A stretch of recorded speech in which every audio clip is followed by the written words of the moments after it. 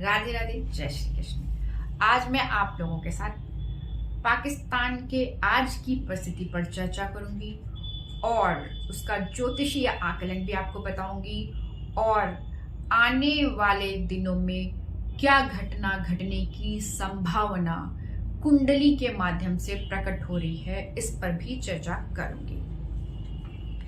तो पाकिस्तान के बारे में हम सबको पता है कि देश आजादी के बाद से आज तक कभी भी वहां पर राजनीतिक स्थिरता का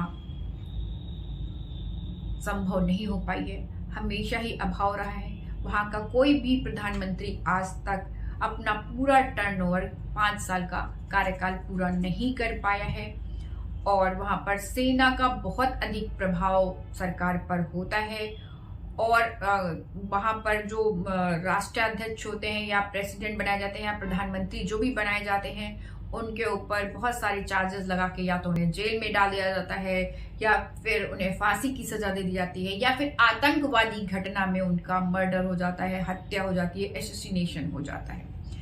तो आज फिलहाल इस पर चर्चा बाद में करेंगे, अभी की परिस्थिति पर चर्चा करते हैं। अभी 8 फरवरी 2024 को उनके यहाँ इलेक्शन हुए और पाकिस्तान में चूंकि छोटा सा देश है तो वहां पे 14 करोड़ लोग वोटर्स हैं, तो उसी दिन काउंटिंग हो जाती है रात में, तो 2 बजे तक रिजल्ट डिक्लेयर हो जाता है पाकिस्तान में 336 सीट्स हैं, जिसमें से 70 सीट्स तो उन्होंने रिजर्व रखी हुई जो कि फीमेल और अल्पसंख्यकों के लिए होती हैं और 266 सीटों के लिए ही मात्र इलेक्शन होता है।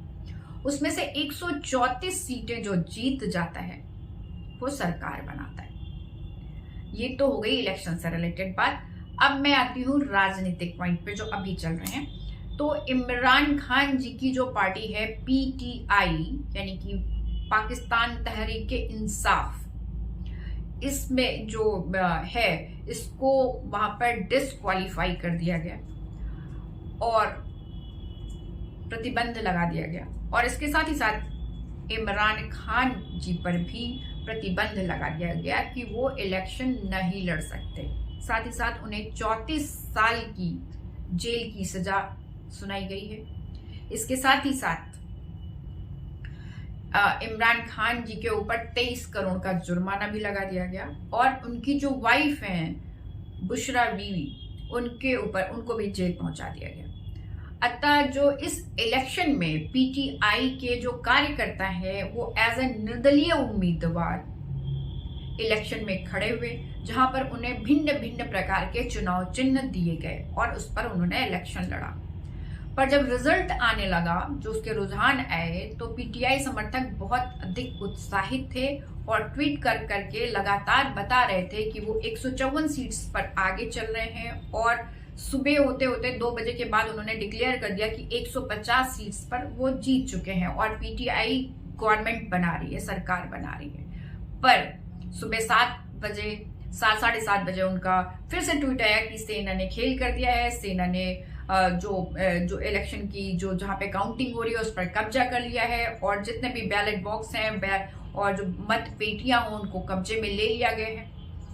और फिर 9 तारीख को रिजल्ट ना आ करके 10 तारीख को सुबह रिजल्ट आते हैं पाकिस्तान में कि इमरान खान की जो पार्टी है उसे 99 सीट्स मिली हैं और नवाज शरीफ जी की जो पार्टी है उन्हें 71 सीट्स मिली है और बिलावल भुट्टो जी की जो पार्टी है उन्हें 54 सीट्स मिली हैं। तो यहाँ पर कंफर्म हो गया कि जो नवाज शरीफ जी हैं वो बिलावल भुट्टो जी के साथ मिल करके सरकार बनाएंगे।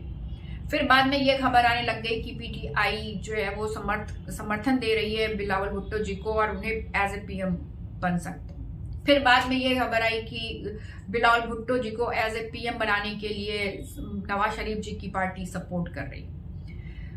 फिर फाइनली आज 14 फरवरी 2024 को ये डिक्लेयर हुआ कि जो नवाज शरीफ जी हैं उनके छोटे भाई शहबाज शरीफ जी जो पहले प्रधानमंत्री थे उन्हें एज ए प्रधानमंत्री बनाया जा रहा है और उनकी बेटी नवाज शरीफ जी की जो बेटी है मरियम नवाज शरीफ, उन्हें CM बनाया गया है पंजाब प्रांत का। तो ये हो गया वहां का सिचुएशन। और इसमें बड़े सारे नाटक चले, इसकी पूरी फिल्म बनी है, फुटेज आए हैं जिसमें सेना ने इसको कब्जे में ले लिया है। इसके अलावा जो वहां का जो टीवी प्रसारण था उसे रोक दिया गया, लाइव जो चीजें दिखाई जा रही थी उसको रोक दिया गया, इंटरनेट की सेवाएं बंद कर दी गई। तो बहुत सारे और कारनामे यहाँ हुए, और एकता कपूर का जो सीरियल है वो भी इसके पीछे हो जाए, ऐसे कारनामे रोज हर पल हर क्षण कुछ ना कुछ नए नाटक ड्रामे चलते रहे हैं सेना की और वहां पाकिस्तान में राजनीति में। तो अब क्या संभावनाएं ज्योतिष के थ्रू दिखती हैं उसको हम समझते हैं यहाँ पे। देखिए, पहली चीज तो ये कि जिस समय देश आजाद हो रहा था उस समय का टाइम अच्छा नहीं था, इसीलिए हमारे यहाँ तो एक दिन बाद देश आजादी होती है और यहाँ 14 तारीख को ही देश आजाद होता है। तो क्वेश्चन मार्क वहीं से उठाइएगा, क्योंकि हमें 15 को क्यों मिली है, तो हमने ली है 15 को। 14 को ज्यादा खराब दिन था और वहां पर उनको जो लगन मिलती है वो चर लगन मिलती है, और चर लगन की वजह से, और जो इनका जो लग्नेश है वो भी चंद्रमा के साथ चला गया है तृतीय भाव में। तो ये एक कुछ कारण है जिसकी वजह से यहाँ पर अस्थिरता का माहौल पूरे टाइम बना रहता है राजनीति में। और इसके अलावा अगर हम देखें तो जो दशम भाव है उस पर मंगल का बहुत अधिक प्रभाव होने के कारण डिक्टेटरशिप बनी रहती है। और साथ ही साथ कई चीजें हैं जिसकी वजह से यहाँ पर जो शुक्र है और जो गुरु बनता है वो 7th हाउस में आ जाता है, और जो द्वादशेष है तो विदेशी शक्तियों का सीधी सीधी तौर पर गवर्नमेंट के साथ और पाकिस्तान पर हस्तक्षेप बना रहता है। तो ये तो हो गया ज्योतिषीय आकलन। अब मैं ये देखूंगी इसमें कि आज जो ये सिचुएशन है, जो परिस्थिति है, वो पाकिस्तान को किस डायरेक्शन में ले जा रही है या क्या सिचुएशन क्रिएट कर रही है, क्या संभावनाएं प्रकट कर रही है, तो उस पर हम थोड़ी सी डिस्कस करेंगे। यहाँ पर देखें तो अभी 21 दिसंबर 2023 से इनकी जो दशा स्टार्ट हो गई है वो वीनस में मरकरी की शुरू हो गई है। वीनस की दशा में सैटर्न की जो दशा थी, जब कोविड के बाद का टाइम है, जब इनके यहाँ बहुत सारी रोज ड्रामे नए नए शुरू हो गए, और कभी जो है इनको आर्थिक रूप से बहुत विपन्नता का सामना करना पड़ा। तो ये बहुत सारी हमारे शास्त्रीय बुक्स में लिखा हुआ है, पुस्तकों में, कि जब शनि में शुक्र की दशा होती है या शुक्र में शनि की दशा होती है तो व्यक्ति या देश राजा से रंक हो जाता है और रंक से राजा हो जाता है। तो यहाँ पर तो पाकिस्तान रंक हो गया, वो सिचुएशन क्रिएट हो गई। ये कटोरा लेकर कभी IMF के पास जाते हैं, या फिर कभी USA के पास जाते हैं, या फिर कभी मुस्लिम कंट्रीज के पास जाते हैं कि हमें थोड़ा सा पैसा दे दिया जाए या जो हमें उधार मिल जाए। तो ये तो इनकी सिचुएशन है। आर्थिक डेवलपमेंट के नाम पर तो जीरो चले गए हैं। पाकिस्तान की आर्मी को संभालने के लिए उनको जो सैलरी होती है वो देने के लिए उनके पास पैसे नहीं है। और ऐसी परिस्थिति में जो वहां पर जो पॉलिटिकली अस्थिरता इतनी ज्यादा है, और जिसकी वजह से और इमरान खान के ऊपर बिना मतलब के चार्जेस लगा करके उनके ऊपर इतने सारे केस ठोक दिए गए हैं इस समय, और उन्हें जेल में पहुंचा दिया गया है। और इस वजह से जनता में बहुत ज्यादा क्रोश है, बहुत ज्यादा असंतोष है, और बहुत ज्यादा पीड़ा है, दुख है। उन्हें सीधे सीधी तौर पर दिखाई दे रहा है कि उनके साथ छल किया जा रहा है, बेईमानी की जा रही है, उनके साथ नाइंसाफी की जा रही है। उसके बाद भी जो वहां की जो गवर्नमेंट है और वहां की जो सेना है वो इनकी प्रजा को एकदम इग्नोर करके चल रहे हैं। ये लोग उसको जीरो मान के चल रहे हैं कि इनकी तो कोई अस्तित्व ही नहीं है, इनसे तो कोई मतलब ही नहीं है, हम जो करेंगे वही होगा। तो वो वाला इनके यहाँ मामला हो गया है।